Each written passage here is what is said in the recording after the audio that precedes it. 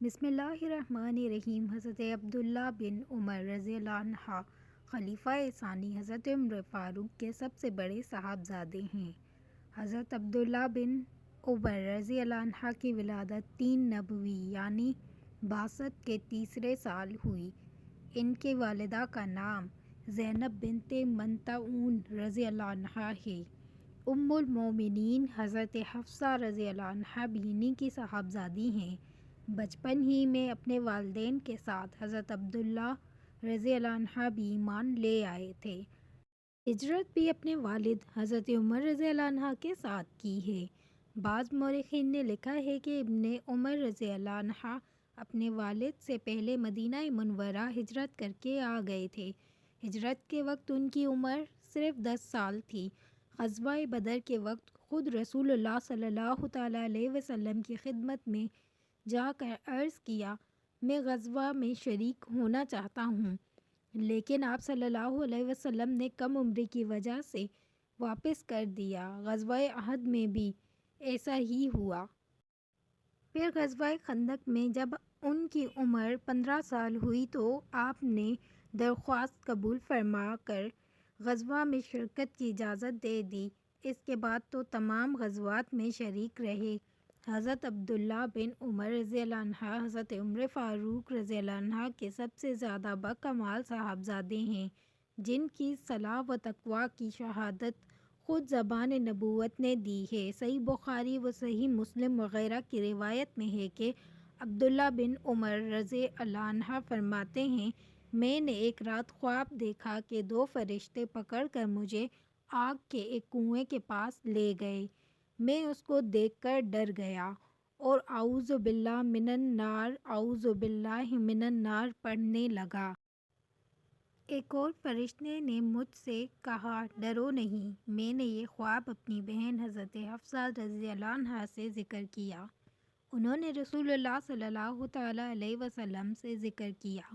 آپ صلی اللہ علیہ وسلم نے ارشاد فرمایا، عبداللہ بہترین شخص ہیں، کیا ہی اچھا ہو کہ تہجد بھی پڑھنے لگیں۔ رسول اللہ صلی اللہ تعالیٰ علیہ وسلم کے اس ارشاد کو سننے کے بعد حضرت عبداللہ بن عمر رات کو بس برائے نام ہی سوتے تھے۔ ایک بار رسول اللہ صلی اللہ علیہ وسلم نے ان کا کاندھا پکڑ کر فرمایا، دنیا میں ایسے رہو جیسے کہ تم پردیسی ہو یا مسافر، اور اپنے کو اہل قبور یعنی مردوں میں شمار کرو۔ حضرت عبداللہ بن عمر نے رسول اللہ صلی اللہ علیہ وسلم کے اس ارشاد کے مطابق پوری زندگی زاہدانہ گزار دی۔ عمر بھر دنیا سے کوئی تعلق نہ رکھا۔ کیسے کیسے مواقع حصول دنیا کے آئے، لیکن انہوں نے اس کی طرف نگاہ اٹھا کر نہ دیکھا۔ حضرت عثمان غنی رضی اللہ عنہ کی شہادت کے بعد بعض صحابہ کرام علیہم الرضوان نے ان کو آگے بڑھ کر بیعت لینے پر آمادہ کرنا چاہا، مگر وہ آمادہ نہ ہوئے۔ حضرت عثمان غنی نے اپنی خلافت کے زمانے میں ان کو قاضی بنانا چاہا، لیکن ان کے پیہم اصرار کے باوجود کسی طرح راضی نہ ہوئے۔ اتباع سنت صلی اللہ علیہ وسلم میں بڑے مشہور ہوئے۔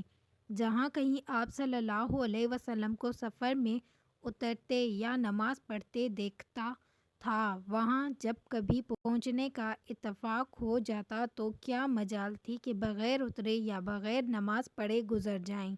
حضرت عبداللہ بن عمر رضی اللہ عنہ کے بارے میں صحابہ کرام کی رائے یہ ہے کہ آپ معمولات میں ہم سے زیادہ رسول اللہ صلی اللہ علیہ وسلم کے قریب تھے۔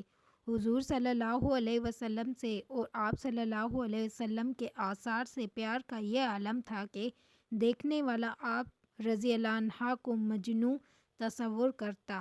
حضرت نافع رضی اللہ عنہ کا بیان ہے، اگر تم حضرات ابن عمر کو آثار رسول صلی اللہ علیہ وسلم کے اتباع کرتے ہوئے دیکھتے تو کہتے یہ تو کوئی دیوانہ ہے۔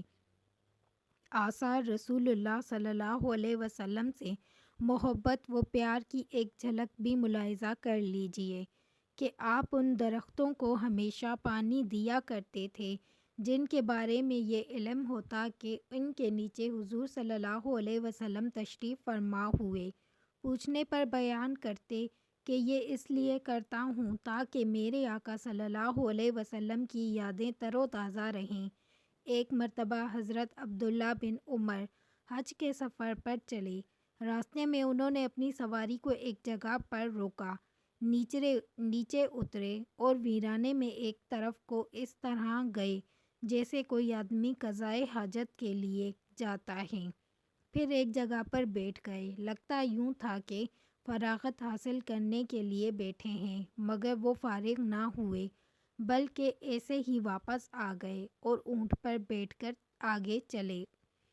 ساتھیوں نے پوچھا، حضرت آپ کے اس عمل کی وجہ سے ہمیں رکنا پڑا، حالانکہ آپ کو فراغت حاصل کرنے کی ضرورت نہیں تھی۔ آپ رضی اللہ عنہ فرمانے لگے کہ میں اس لیے نہیں رکا تھا کہ مجھے ضرورت تھی، بلکہ اصل میں بات یہ ہے کہ میں نے ایک مرتبہ نبی کریم صلی اللہ علیہ وسلم کے ساتھ اس راستے سے سفر کیا تھا۔ اس جگہ پر میرے محبوب صلی اللہ علیہ وسلم رکے تھے اور آپ صلی اللہ علیہ وسلم نے اس جگہ پر جا کر قضائے حاجت سے فراغت حاصل کی تھی۔ میرا جی چاہا کہ میں بھی محبوب صلی اللہ علیہ وسلم کے اس عمل کے مطابق اپنا عمل کر لوں۔ اس سے اندازہ لگائیے کہ وہ نبی کریم صلی اللہ تعالیٰ علیہ وسلم کی اداؤں کے کتنے محافظ تھے۔ وہ جو کچھ بھی محبوب صلی اللہ علیہ وسلم کی زبان سے سنتے تھے یا ان کو کرتے ہوئے دیکھتے تھے، اس کے مطابق عمل کرتے تھے۔